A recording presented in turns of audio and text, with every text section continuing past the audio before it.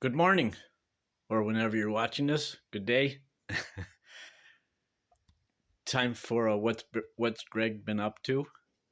Haven't heard from him in a while, so here's what I've been up to. Making cedar arbor.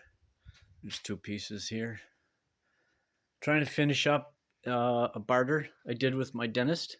So making a nice big cedar arbor, and I said, yeah, I'll make lattice panels.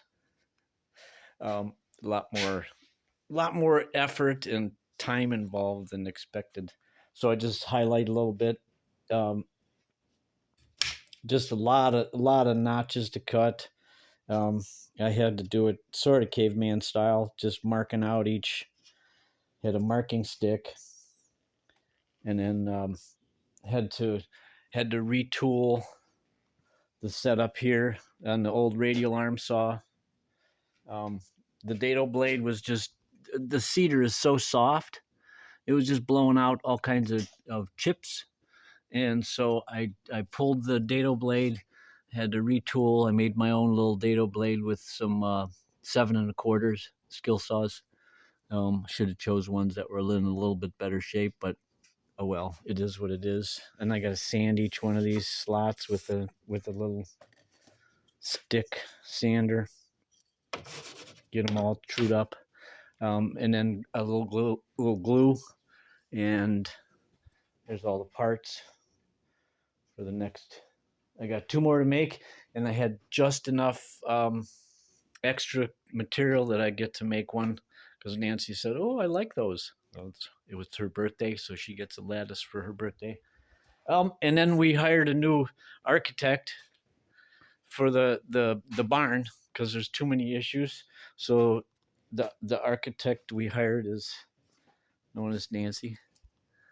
Let's see if I can get it. So she's making a model of it all, and then Ernie showed up today because it's Friday, and so we're working. She's working. We're trying to figure out the stairway details because there's a one loft, and then there's going to be another one up in here. There'll be another gable roof, so there'll be two gable ends here. There'll be a gable end here.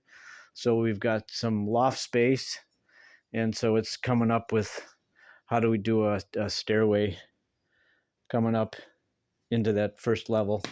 So she's working on that. What I did get done this week, I got this double beam up top put in. It's going to suspend, so everything's going to be clear span underneath. And so I'm just on to projects that need to get resolved. And so here's a couple old beams that I had stashed under that truck box. They're probably 20 years old. I'll resaw those into something I need. So I got scaffolding moved. I got the double beam in place, and I'm gonna do a carrier beam for this end. That's all just hanging out there, but I can't do it until that roof comes down.